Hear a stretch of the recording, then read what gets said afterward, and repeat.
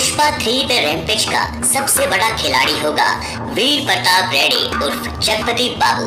क्या तीसरे पार्ट में श्रीवल्ली के किरदार को खत्म कर दिया जाएगा? भंवर सिंह शेखावत का खतरनाक तरीके से होगा कमबैक, क्योंकि ये जला हुआ हाथ उस शख्स का है जिसने भंवर सिंह शेखावत को उस गोदाम से बचाया था। इस बार सभी सिंडिकेट मेंबर एक हो चुके हैं पुष्पा 3 द रैम्पेज में, और किस किस कैरेक्टर की एंट्री होगी आइए जानते हैं इस वीडियो में।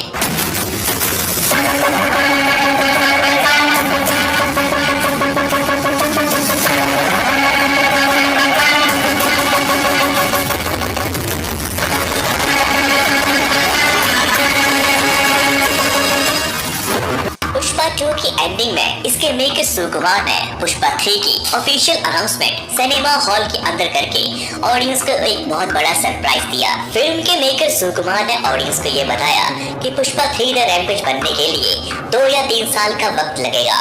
पुष्पा 3 आपको సంవత్సరం షూట్ ఆల్మోస్ట్ 2 years ఖర్చు పెట్టాను. 2 years అంటే 3 years తీసేసుకున్నా. फिल्म के मेकर सुकुमार ने ऑडियंस को ये बताया कि पुष्पा 3 द रैम्पेज बनने के लिए 2 या 3 साल का वक्त लगेगा। पुष्पा के तीसरे पार्ट का नाम है द रैम्पेज, जिसका मतलब होता है झुंड बना के किसी पे अचानक से अटैक कर देना।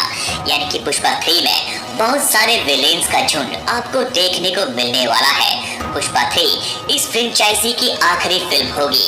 डायरेक्टर सुकुमार कहानी को 2 पार्ट्स में कंप्लीट नहीं कर पाए, इसलिए अब ये लास्ट पार्ट होगा द रैम्पेज। पुष्पा के तीसरे पार्ट में सबसे बड़ा खिलाड़ी होने वाला है जगपति बाबू उर्फ वीर प्रताप रेड्डी। पुष्पा के दूसरे भाग में इस कैरेक्टर को ऐसे ही इंट्रोड्यूस नहीं करवाया गया था। अब की बार पुष्पा प्रताप रेड्डी के भाई और भतीजे को मारकर सिंडिकेट के पुराने मालिक यानी कि सेंटर मिनिस्टर वीर प्रताप रेड्डी को ही चैलेंज कर डाला है। फिर इस पुष्पा वाले टीजर वीडियो में जिस तरह पुलिस पुष्पा के पीछे हाथ धोकर पड़ी थी, ये सब कुछ वीर प्रताप रेड्डी के पॉलिटिकल पावर की वजह से होगा और उसका साथ देगा भंवर सिंह शेखावत। अगर आपने टीजर ध्यान से देखा होगा तो वहाँ पर जो लोग हैं भंवर सिंह शेखावत के मुर्दाबाद के नारे लगा रहे होते हैं। इट मींस भंवर सिंह शेखावत पुष्पा के तीसरे पार्ट में खतरनाक एंट्री करेगा। वह मरा नहीं है बल्कि उसे बचा लिया गया है। ये भी बताया जा रहा है कि पुष्पा के पहले पार्ट में डीएसपी गोविंदप्पा, जो कि पुष्पा को रंगे हाथों पकड़ना चाहता था, पुष्पा के तीसरे पार्ट में वापसी करेगा। पुष्पा 3 द रैम्पेज में इस बार मंगलम शीनू का होगा सिंडिकेट पर कब्जा। फिल्म की एंडिंग में वीर प्रताप रेड्डी के साथ सभी सिंडिकेट मेंबर एक हो जाते हैं। यहाँ तक जिसे एमएलए से सीएम बनाया था सिद्धप्पा, वह भी वीर प्रताप रेड्डी से मिल जाता है। क्या पुष्पा 3 द रैम्पेज में श्रीवल्ली के किरदार को खत्म कर दिया जाएगा? क्योंकि पुष्पा 2 की एंडिंग में जॉली रेड्डी की वापसी दिखाई गई है। पार्ट 1 द राइज में उसने श्रीवल्ली पर बुरी नजर रखी थी, जिसकी वजह से पुष्पा ने उसकी बुरे तरीके से पिटाई की। ऐसा हो सकता है कि पुष्पा 3 द रैम्पेज में जॉली रेड्डी श्रीवल्ली को मार के अपना बदला पूरा करे।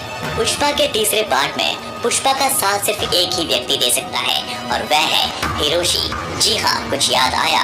पुष्पा 2 की शुरुआत में जो व्यक्ति पुष्पा को गोली मार के समंदर में फेंक देता है, उसका नाम था हिरोशी। लेकिन पुष्पा उस समंदर से बाहर निकल आता है। वह सीन हमें पुष्पा 2 द रूल में नहीं दिखाया गया, बल्कि पुष्पा 3 द रैम्पेज में हमें वह सीन दिखाया जाएगा, क्योंकि आधा फटा हुआ नोट एक डील का हिस्सा है जो कभी भी पुष्पा के दूसरे पार्ट में कंप्लीट नहीं हुई, और जो व्यक्ति उसके सामने बैठा है और वह है इंटरनेशनल माफिया हिरोशी।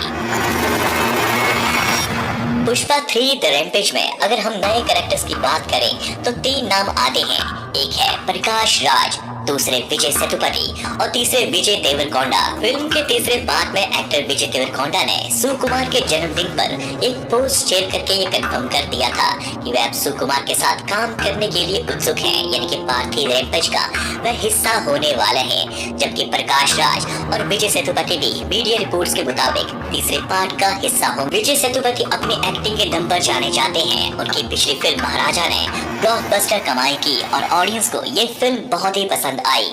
दोस्तों, आपके ख्याल से पुष्पा 3 द रैम्पेज में क्या क्या हो सकता है, हमें कमेंट सेक्शन में जरूर बताइएगा।